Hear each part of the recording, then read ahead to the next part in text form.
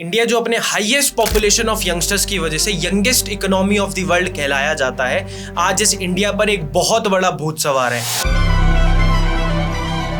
हाँ, मैं बात कर रहा हूँ उस भूत के बारे में जो कि एक्चुअली में इंडिया के यंगस्टर्स का करियर एंड उनकी ग्रोथ को खतरे में डाल रहा है। आजकल इंडिया के हर कोने में बीटीएस, के-पॉप और कोरियन कल्चर का फैन क्लब इस तरीके से स्प्रेड हो रहा है कि हमें नहीं पता कि इन फ्यूचर बॉलीवुड, ट्रॉलीवुड इन सब की एग्जिस्टेंस इंडिया में रह भी जाएगी या नहीं। अगर आप सड़कों के ये सीन को देखो तो लगता है जैसे किसी इंडियन फेस्टिवल या बॉलीवुड स्टार का बर्थडे सेलिब्रेट हो रहा है। एकदम दिवाली जैसी डेकोरेशन देखने को मिलेगी। लेकिन ये सब साउथ कोरिया के किसी स्टार के बर्थडे को इतने ज्यादा धूमधाम से सेलिब्रेट किया जा रहा है। ये कल्चर कोरिया में ऑलरेडी बहुत पॉपुलर है। के-पॉप स्टार्स के बर्थडे के सेलिब्रेशन को कोरियन गवर्नमेंट खुद अपने एंड से सेलिब्रेट करती है, खुद के एक्सपेंसेस पर, एंड काफी लोकेलिटीज को बहुत अच्छे से डेकोरेट किया जाता है। एंड वही कल्चर इंडिया में बहुत अच्छे से स्प्रेड हो रहा है। इनफैक्ट वहां के लोकल लोग खुद के अपने एक्सपेंसेस पर काफी अच्छे गिफ्ट, फोटो बूथ के भी अरेंजमेंट्स करते हैं। आप सोच सकते हैं कि किस तरीके से इन्फ्लुएंस किया जा रहा है पूरे वर्ल्ड को। वहां के कल्चर को इतना ज्यादा पॉपुलराइज किया गया है, यहाँ पर भी उसको इतना ज्यादा इंपॉर्टेंट समझा जा रहा है कि इंडिया के लोग खुद ही अपनी पॉकेट से अमाउंट लगाकर उनके बर्थडे को सेलिब्रेट कर रहे हैं। बट यस, यहाँ पर एक बहुत मेजर पॉइंट आता है कि लोग इन्फ्लुएंस हो रहे हैं या उनको इंटेंशनली इन्फ्लुएंस किया जा रहा है। ऐसी कौन सी स्ट्रैटेजीज कोरियन गवर्नमेंट यूज कर रही है जो कि पूरे वर्ल्ड में उनको उनकी कल्चरल सुपर पावर शोकेस करने में हेल्प कर रही है। इस वीडियो में हम लोग ऑलमोस्ट सारी चीजें एंड सारी स्ट्रैटेजीज डिस्कस करने वाले हैं जो कि कोरियन गवर्नमेंट इंटेंशनली आपको इन्फ्लुएंस करने के लिए यूज करती है। के-पॉप दक्षिण कोरिया की सॉफ्ट पावर बन चुका है, यानी एक ऐसी ताकत जो दिखाई तो नहीं देती लेकिन महसूस होती है और उसका प्रभाव बहुत ज्यादा होता है। किसी भी हथियार से उसका प्रभाव कहीं ज्यादा है।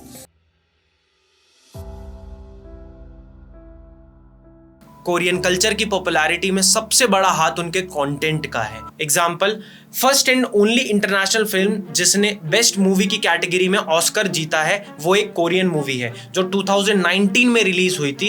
इट्स नेम इज पैरासाइट और इसने कई लोगों को अपना फैन बनाया। इसके बाद कोरियन कंटेंट की पॉपुलैरिटी ऐसी बढ़ी कि जब 2021 में स्क्विड गेम नाम की एक सीरीज नेटफ्लिक्स पर रिलीज हुई थी तो उसने सारे रिकॉर्ड्स तोड़ दिए। ये सीरीज पहले 14 एमी अवार्ड्स के लिए नॉमिनेट हुई और 6 एमी अवार्ड्स जीत भी गई और हिस्ट्री की पहली नॉन इंग्लिश सीरीज बनी जिसने इतने किताब अपने नाम किए।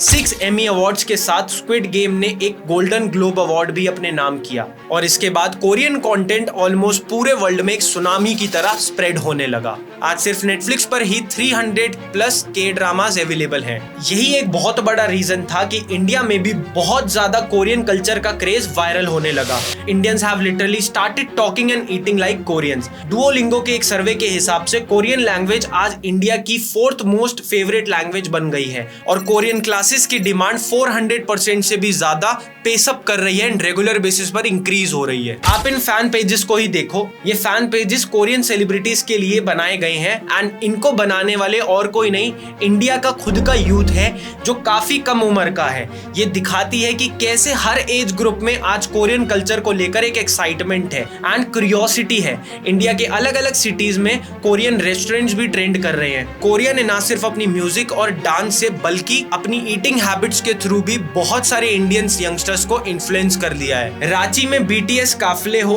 या फिर गुड़गांव में नगोमी फैमिली डाइनिंग या मजनू का टीला जो कि यंगस्टर्स के लिए एक हब है, ऐसे ही डिफरेंट कल्चर्स की चीजों को एक्सप्लोर करने के लिए। अल जजीरा की एक रिपोर्ट के मुताबिक 2021 में कोरियन इंस्टेंट नूडल्स राम्यून की सेल इंडिया में 178% से इंक्रीज हुई एंड इनफैक्ट इन नूडल्स की जो कॉस्टिंग है वो नॉर्मल इंडिया में मिलने वाली मैगी से काफी ज्यादा है। फिर भी इसकी डिमांड रेगुलर बेसिस पर इंक्रीज हो रही है एंड इनफैक्ट ये हेल्थ पॉइंट ऑफ व्यू से भी काफी ज्यादा हार्मफुल है। इन नूडल्स में high amount of sodium and food colouring use की जाती है जिससे यंगस्टर्स में obesity, high blood pressure, high cholesterol जैसी बीमारियों का होने का खतरा है। इन सारी चीजों की पॉपुलैरिटी के पीछे उनके कंटेंट का बहुत बड़ा हाथ है बिकॉज उन्होंने इतना अग्रेसिवली अपने कंटेंट को इतना इंटरेस्टिंग बनाया जो कि हर OTT प्लेटफॉर्म पर, जहां पर उनकी एग्जिस्टेंस का पता भी नहीं होता था, आज वो हर जगह पर ट्रेंड कर रहे होते हैं। कोरियन ड्रामा और मूवीज का एक यूनिक प्लॉट और डार्क सस्पेंस काफी हेल्प करता है उनकी सारी मूवीज को अच्छी खासी पॉपुलैरिटी दिलाने में। In fact Korean movies and web series अपनी स्क्रिप्ट्स के लिए भी काफी ज्यादा जानी जाती हैं। जैसे ये कोरियन मूवी पैरासाइट, जिसको 3 ऑस्कर्स अवार्ड मिले और इसकी पॉपुलैरिटी हम लोग सोच भी नहीं सकते।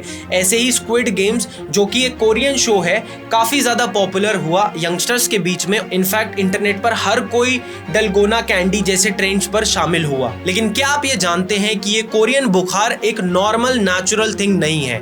इसको एक प्रॉपर तरीके से प्लान एंड स्ट्रैटेजाइज करा जा रहा है पूरे वर्ल्ड को इन्फ्लुएंस करने के लिए। एंड इसको करने में किसी और का हाथ नहीं, कोरिया की खुद की गवर्नमेंट का बहुत बड़ा हाथ है। इस स्ट्रैटेजी को नाम दिया है हल्यू स्ट्रैटेजी, जो गवर्नमेंट ने खुद ने डिजाइन करी है पूरे वर्ल्ड को इन्फ्लुएंस करने के लिए एंड अपनी पावर को दिखाने के लिए। जहां दूसरे देश अपनी इकोनॉमी को ग्रो करने के लिए इंफ्रास्ट्रक्चर पर फोकस करते हैं, अपनी आर्मी में इन्वेस्ट करते हैं, साउथ कोरिया ने अपने कल्चर को ही अपना इकोनॉमिक डेवलपमेंट का टूल बनाया है। साउथ कोरिया की गवर्नमेंट अपनी हल्यू स्ट्रैटेजी के थ्रू इंडियंस को फ्री कोरियन लैंग्वेज भी सिखाती है। स्पेशल प्रोग्राम्स भी रन किए जाते हैं। किंग सेजॉन इंस्टीट्यूट जैसे सेंटर्स इंडिया में मल्टीपल सिटीज में ओपन किए गए हैं, जहां पर वो लोग free of cost Korean language को सिखा रहे हैं। कोरियन गवर्नमेंट हर कोने तक अपने इन्फ्लुएंस बढ़ाती जा रही है।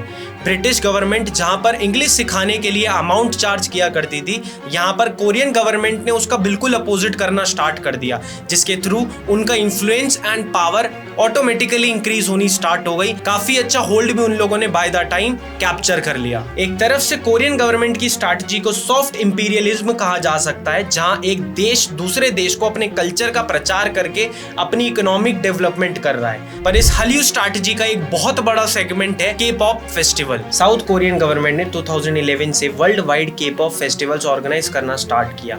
इंडिया में भी ऑल इंडिया K-pop कॉन्टेस्ट जैसे इवेंट्स हर साल ऑर्गेनाइज होते हैं, जो डिफरेंट सिटीज में कंडक्ट किए जाते हैं, जिसकी वजह से थाउजेंड्स ऑफ यंगस्टर्स उसमें पार्टिसिपेट करते हैं। एंड वहां पर उनको ज्यादा से ज्यादा इन्फ्लुएंस करने के लिए कुछ ऐसी टेक्निक्स यूज की जाती हैं जो कि उनके माइंड पे इम्पैक्ट डालती है, जिससे कि वो उस कम्युनिटी का पार्ट बन के रह जाते हैं। जैसे कि बहुत सारे विनर्स को साउथ कोरिया की free of cost tickets and visit provide की जाती है, जिससे कि वो लोग जाकर उस कल्चर को एक्सपीरियंस कर आ सके। इनफैक्ट वहां पे बहुत सारे स्टॉल्स भी ऐसे लगाए जाते हैं जो कि हेल्प करते हैं स्ट्रैटेजी को और अच्छे लेवल पर बूस्ट देने के लिए। इस हल्यू स्ट्रैटेजी का मेन गोल एक कम्युनिटी क्रिएट करना है जो कोरियन कल्चर को प्रमोट करे, स्पेशली यंग माइंड्स को टारगेट करके।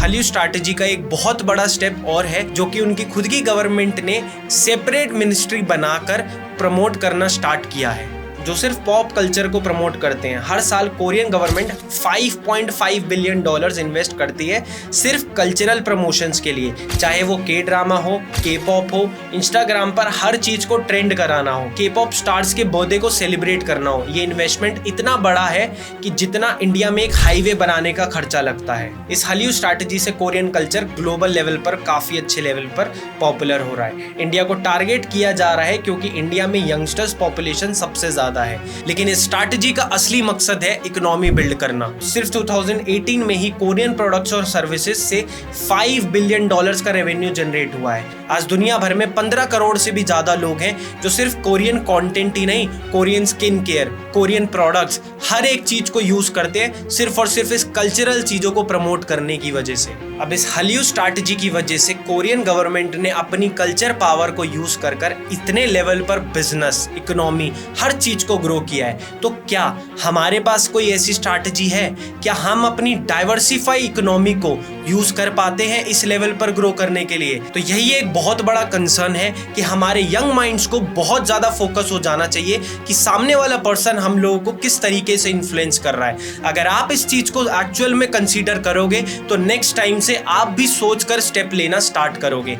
अगर आपको सही में इंटरेस्ट है आत्मनिर्भर भारत बनाने में, तो आपको ये चीज समझनी होगी, जितना ज्यादा आप इंडिया से ही कनेक्टेड रहोगे उतना ज्यादा आप खुद और इकोनॉमी को भी ग्रो कराने में हेल्प आउट कर पाओगे। और अगर आपको सही में इंस्पिरेशन लेनी है so you can take from ISKCON, जिन्होंने एक हरे कृष्णा मूवमेंट को स्टार्ट कर पूरे वर्ल्ड वाइड लेवल पर इतना अच्छा इंपैक्ट डाला, जो कि आज उनको हेल्प करता है 600 प्लस सेंटर्स को ऑपरेट करने में। उस चीज को हासिल करने में काफी ज्यादा समय तो जरूर लगा, पर वर्ल्ड वाइड लेवल पर इंडिया का नाम स्कॉन काफी अच्छे लेवल पर इंक्रीज कर रहा है। तो उसकी पूरी केस स्टडी को जानने के लिए कि किस तरीके से स्कॉन ने ये सारी चीजें अचीव करी, क्या बिजनेस मॉडल है स्कॉन का, हर चीज की इंफॉर्मेशन मैंने इस वाली वीडियो में आपको प्रोवाइड करी है। आप इस वीडियो को चेकआउट कर सकते हो। एंड इनफैक्ट इंडिया का कल्चर हमेशा से ही हिस्टोरिकल वर्ल्ड वाइड सेलिब्रेट किया जाता है। आज पूरी दुनिया एक साथ 21 जून को इंटरनेशनल योगा डे सेलिब्रेट करती है, जिसका ओरिजिन इंडिया से ही हुआ है। मार्टिन लूथर किंग, जिन्होंने एक बार कहा था